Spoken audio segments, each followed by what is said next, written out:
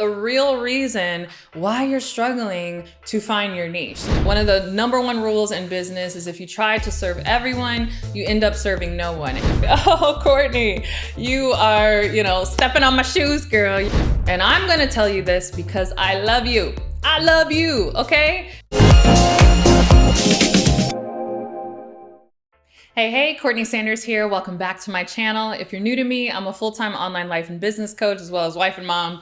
I wear all the hats and do all the things, but I would not be able to do all the things, particularly in my business, had I still been trying to serve all the people, right? You'll never hear me say that in an intro. I do all the things and I serve all the people. No, one of the #1 rules in business is if you try to serve everyone, you end up serving no one. And in fact, getting really clear on who you're trying to serve and what your niche is will allow you to actually expand and go broad and kind of hit all the demographics and do all the things that you want to do. And so in today's video, I want to talk about the real reason why you're struggling to find your niche. Now, if you're struggling to find your niche, probably the real reason is that you haven't joined my Know Your Niche challenge. This is a challenge that I do, and it's 5 days live, yes, with me in the flesh. It's not recorded, and it's an amazing thing. And I can't just say that for myself. Lots of people who have gone through it, who have nailed their niches. Many people love to join multiple times because of just the depth by which we show you how to nail your niche. And best of all, it's free. So if you want to learn more about that, you can click the link below. But let's get into the real reason why you're struggling to nail your niche. And, let's get into some hard truth. Okay, here's the hard truth, or one of the hard truths around why you're struggling to nail your niche. And I'm going to tell you this because I love you. I love you, okay? That's why I am willing to say this, because there's so many coaches who see this and they see that you struggle with this and they look the other way because they want you to just join their program and they want to get your money, and they're not going to tell you what you honestly need to hear.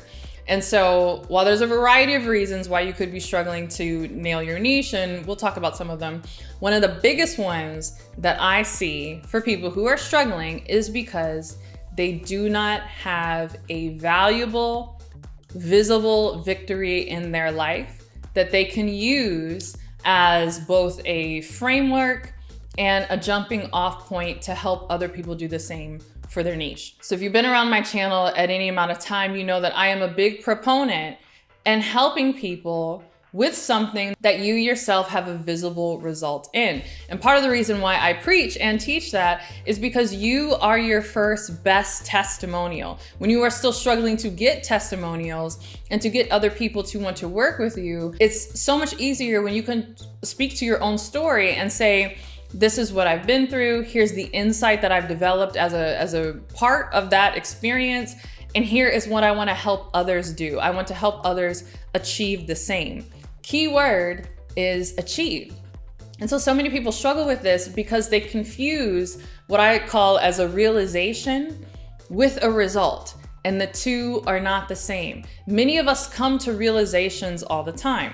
Maybe you've come to a realization that you need to stop getting into toxic relationships, or you've come into a realization that you really need to get your diet together and eat healthier, or you've come to a realization that your career is not really, something that you're passionate about and you feel like it's not pursuing your purpose, or you come to a realization that you need to change your finances and now it's time to start building generational wealth.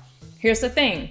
A realization is not a result. There's a whole nother process. There's from where we are to the realization of where we want to be, but then there's from the realization of where we want to be to actually getting there. And most people have not taken the time to traverse this step. They've come to the realization, they're super excited about it. They run off trying to start coaching business about this grand realization that they've had, but they struggle to get clients because the clients are looking at them and they're like, I understand that you've come to that realization. I've come to that realization too, but do you have the goods to help me get to the transformation, right? Realization is not the same as a transformation. And so I know this because I've worked with clients where I've kind of had to back them up a little bit and say, hey, we're gonna have to do some work in this area. It's great that you have come to the realization that, you lacked self-confidence when you were in bad relationships and now you're overcoming toxic relationships and, you need to love yourself more. But what is the transformation that has come as a result of that realization? If it hasn't resulted in you getting into better relationships and now having a better relationship to showcase for it. Human nature. And you can say, well, that's not fair and people should just trust me on it because I know what I'm talking about. I'm not here to say one way or another. Human nature is that they want to see you walk in the transformation that they are essentially gonna pay you to help them get. And if the realization is there, but the transformation is not, understand that it's gonna be very difficult in order to land clients. So that is the biggest mistake that I see, but it's not totally, your fault, right? If this is something that you are dealing with, don't beat yourself up about it. I actually believe part of the reason why people struggle with this is because we're taught from an early age, especially in society and the way schools are set up, to hit predetermined milestones, right? It's like, okay, you go through this amount of years of school and you get this degree and then you get this job and then you get this house with this white picket fence and maybe you get married and maybe you have kids and none of those things are bad, right? Those are milestones that I've hit and that, I hope my kids hit someday or whatever, but these are just kind of prescribed milestones that people are used to going after. But when it comes to achieving our own goals and determining what our own milestones should be, and then following a process to make that happen, a lot of people don't have the tools and resources to actually make something happen that is like off script, right? Everybody knows to a degree how to graduate from school, how to get in college, how to save up, how to, get your first place, how to buy your first car, how to get married, all of these kind of societal, okay, you do this and then you do this next. These are very commonplace. But when you are trying to do something that maybe not a lot of people in your circle are doing, maybe no one else in your family has done, maybe you're trying to start a business, maybe you're trying to, again, master that healthy eating plan, or maybe there's a generational curse that you're trying to break in your family when it comes to, relationships and different things that have gone down in the past, or parenting, or whatever, all these, different things that we are trying to accomplish. Many of us don't have a toolbox or a roadmap in order to make our goals happen. And so because we don't have that roadmap, we don't even realize that the realization is not the result, right? The realization is not the transformation. We're so excited that we've come to a realization that we want to do something different than what our communities or what our society says that we should do, that we don't even realize that we still have a ways to go. We still haven't taken the steps to turn that realization into an actual transformation. And because in our excitement, we run off and we want to start coaching business, then we start to see this issue where it's like, oh, I'm trying to coach people and tell people what they need to do, but people are looking at you and they're asking, what is it that you have done? So that is the biggest reason that I see why people struggle with finding their niche. And if you're like, oh, Courtney, you are, stepping on my shoes, girl, you're talking to me, have no fear, right? There are different things that you can do. One of the first things that you need to do is go narrow before you try to go broad. And I say this to all of you who want to help people, achieve their purpose or to master their confidence or all of these kind of big, broad goals. I actually came to this realization when I was watching an interview with Oprah recently. So Oprah is someone that I've been studying with more frequency lately because I really admire how she has scaled a personal brand, which is not easy to do, right? Her business is named after her. It's got her name. It's got her face on it.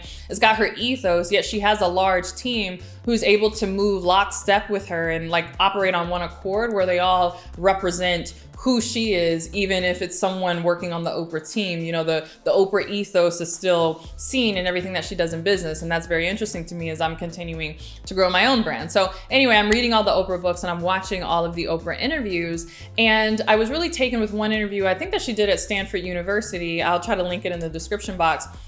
But she was talking about how she got her start in journalism and all these amazing things that she's done in media, but how the root of what she does is really helping people, try to find their purpose. And I remember literally watching this interview and thinking to myself, I wonder if she has a course on that or if she's ever written a book on it, because if she ever did, I would definitely buy it. I bet it would be so insightful. And then I thought about that. I caught myself because I'm like, you know what? I have clients come to me all the time and they struggle with trying to nail their niche in the arena of helping people achieve their purpose or these big, broad things. Yet I'm like, wow, if Oprah offered any type of coaching program, even though I feel like I already know what my purpose is, I would join it just to hear her insight. Why is that? And I realized the reason why that was the case is because if you look at Oprah's total life story, she is the embodiment of finding your purpose, of pursuing your purpose, right? She didn't just say, oh, I have a realization that purpose is important and that we should do things that are in alignment with our purpose. She had that realization and then did the work to create the transformation.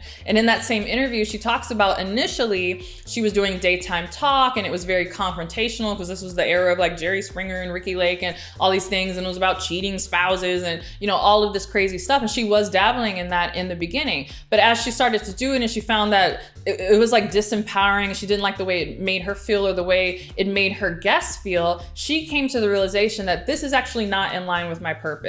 Media and journalism is a tool that I want to use, but how we're doing it is not in alignment with my purpose, right? Where most people make the mistake is they are at that realization and then they want to run off and teach people like, because I had this realization, right? Go find your purpose, whatever. Oprah didn't do that. She did the hard work over the course of decades to then pursue her actual purpose, and her results are evident. She's built an entire network. She has a magazine. She bought Weight Watchers, like built schools in South Africa. Like she's done all these incredible things, a huge philanthropist, where it's very clear that we can see that she has gone from realization to transformation. And that's why if Oprah tomorrow said she wanted to come out with a course on how to find your purpose or how to achieve your purpose, she wouldn't even have to market it. It would be a line out the door because her life is a representation of that. And so I'm saying for you, one of the biggest things that you can do if you find yourself stuck in this is to say, hey, I'm going really broad. Where's an area that I can really narrow down in? And then walk that path in order to get to the broad thing. So Oprah's domain was media, journalism, talk show host. I find that a lot of people who struggle to find their niche, who are in these kind of like purpose niches, self-confidence niches, like more broad niches, is that they're very resistant to drill down to an area because they really want to help a lot of people. But I'm saying focus on a domain that is relevant to your experience, that people can watch you achieve whatever it is that you're talking about. For instance, if you want to help women in self-confidence, instead of doing this broad, like, oh, I want to be a confidence coach, zero down and say, you know what? I was and I am a woman in tech and a very male-dominated industry. It's very cutthroat. And I've had to learn how to master confidence, particularly in the boardroom with other venture capitalists, in order to be successful in tech, right? That is super narrow. Start there and build success from there so that over time, you'll look back 5 years from now, 10 years from now, and people who have heard your story, who have nothing to do with tech, who aren't in the tech industry, but they just love your story and everything that you've been able to accomplish in the tech industry or in that domain, they'll say, man, if she ever comes out with a course on how to be self-confident, I'm buying it, even though I'm not a woman in tech, because you mastered that domain. You went narrow before you went broad. So hopefully this was helpful, but honestly, that is the biggest reason that I find why people struggle to nail their niche. And obviously, you know about my Nail Your Niche Challenge, which I mentioned at the top of this video, but another tool that I think could be very helpful for you that I wanna recommend is my brand new program, the No Excuses Woman program. So this is actually a reboot of one of my best-selling programs that I did back in like 2014, and it really helped me put myself on the map. At the time, it was really rooted around self-discipline, but I've since expanded it to really be around complete goal setting and helping you take something that is a dream and turn it into a reality. And so